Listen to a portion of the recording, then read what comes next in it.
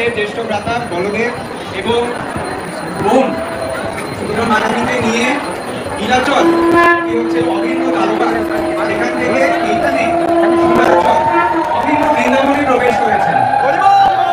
কিন্তু মা লক্ষ্মীকে নিয়ে আনেনি। মা লক্ষ্মী তাই আজ পঞ্চমীর দিন মা লক্ষ্মী এখানে জগন্নাথের সাথে নিজের স্বামীর সাথে দেখা করতে এসেছেন এবং জিজ্ঞেস করতে এসেছেন উনি কবে ফেরত যাবেন। এই লীলা এখন এখানে ভক্তরা প্রদর্শন করবেন। আপনারা কেউ খেলাখেলি করবেন না, সেটা আপনারা দর্শন করুন এই লীলা।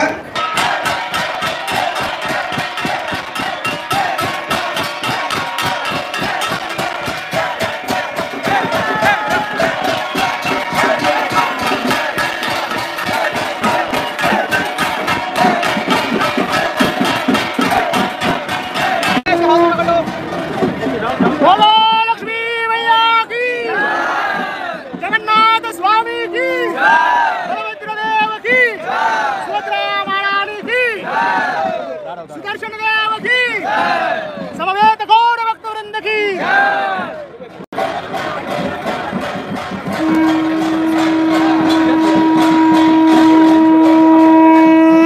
ऑनलाइन टीवी में फोटो आया गया तेरे साथ तुम गया आज वो यार दादू घर पे से घुसाएगा नहीं कोई।